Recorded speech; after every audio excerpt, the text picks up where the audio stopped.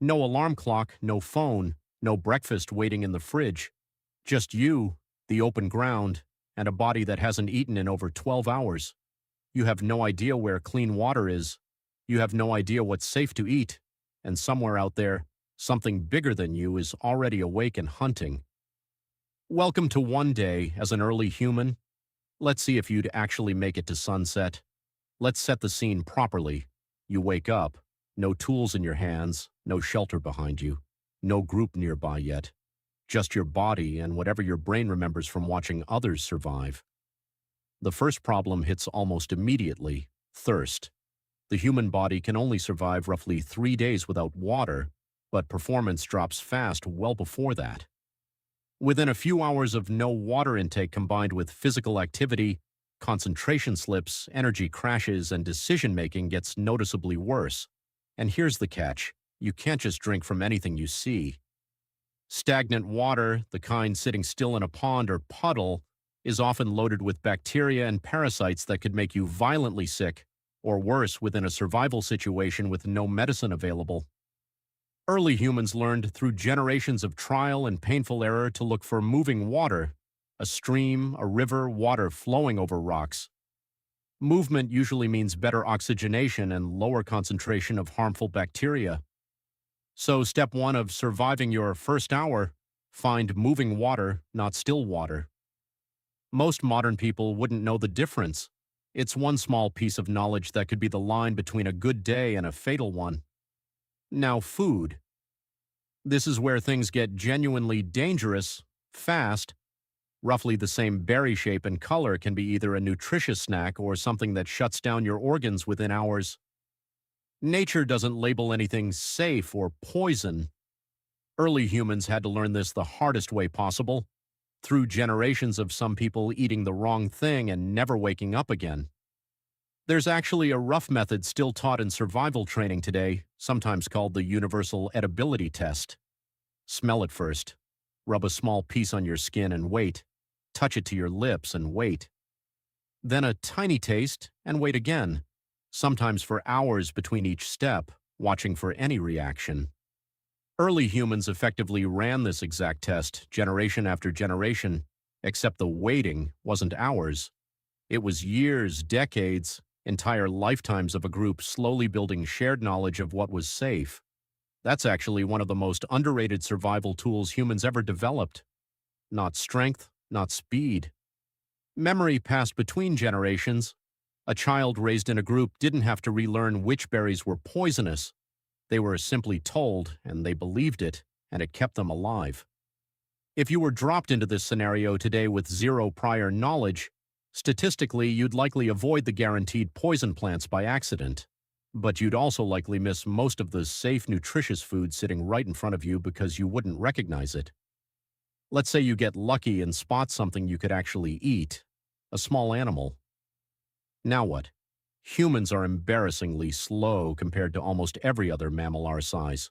No claws, no sharp teeth built for tearing flesh. In a flat-out sprint, most animals worth hunting would leave you in the dust within seconds. Here's the surprising part. Early humans weren't fast. They were patient. There's a hunting method called persistence hunting, where instead of outrunning an animal, humans would simply chase it, slowly, for hours, sometimes tracking it across miles of terrain in the heat of the day. Most four-legged animals can sprint faster than us, but they overheat quickly because they can't sweat efficiently and often need to stop and pant. Humans, with our unique sweating ability and upright posture, could keep moving in extreme heat far longer than almost any other mammal. Eventually, the animal would collapse from heat exhaustion, and a human with nothing more than a sharpened rock or wooden spear could finish the job. Without knowing this technique, without the patience or the tracking skill built over a lifetime, you'd almost certainly walk right past every hunting opportunity of the day. Which means by midday you still might not have eaten anything at all. As the sun starts dropping, a new priority takes over everything else: shelter. Because nightfall doesn't just bring darkness, it brings temperature drops, and it brings predators that hunt far more effectively after dark than you ever could defend against. Early humans developed a fast mental checklist for shelter: one most people today have never had to think about. Find higher ground, away from flood-prone low areas. Find something at your back, a rock face, a fallen tree, so you're not exposed from every direction. And find natural insulation, leaves, branches, anything to break wind and trap body heat. A basic lean-to shelter built from branches leaned against a solid support and packed with leaves could realistically be built by one person in under an hour with the right materials. The problem is, most people today wouldn't know where to start, wouldn't know which branches hold weight, and would burn their remaining daylight making mistakes. And that clock is brutal. Once the light is gone, you're not building anything. You're just hoping wherever you ended up is safe enough. Now here's where most people's imagined survival story falls apart completely.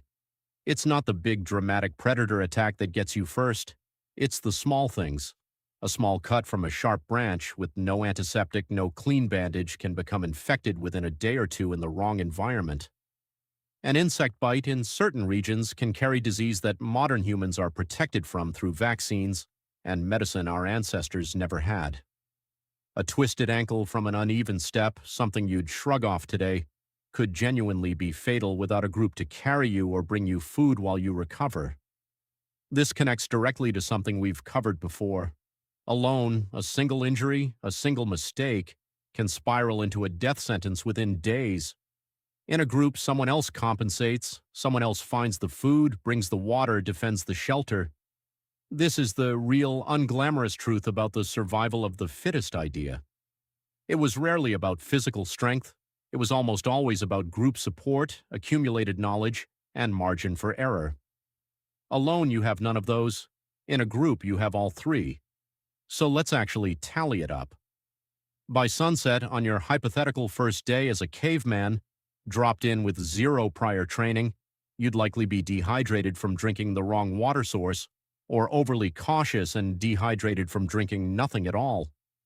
You'd probably have eaten little to nothing, having avoided obvious threats but missed most safe food sources out of unfamiliarity.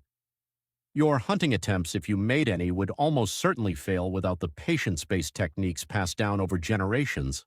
And your shelter, built in a rush against the clock, would likely be flimsy at best. And that's just day one. Ancient humans didn't just survive a single day like this. They survived thousands of consecutive days like this, generation after generation, building the exact knowledge you're missing right now, piece by piece, mistake by mistake, until it became instinct. What feels like impossible odds for us today was simply Tuesday for them. Every skill we've talked about, finding clean water, identifying safe food, patient hunting, building shelter before dark, staying close to a group, wasn't talent. It was inherited knowledge, refined over hundreds of thousands of years until it became second nature. The honest answer is, most of us wouldn't make it through a single full day out there with zero preparation. Not because we're weaker than our ancestors. Physically, we're actually built the same. The difference is knowledge, and knowledge only survives when it's passed down. So here's the question. Be honest with yourself. How long do you actually think you'd survive out there, alone, starting right now? Drop your guess in the comments. And if you want to know what it took for early humans to actually stay warm through the freezing nights that followed days like this, that video's right here. See you in the next one.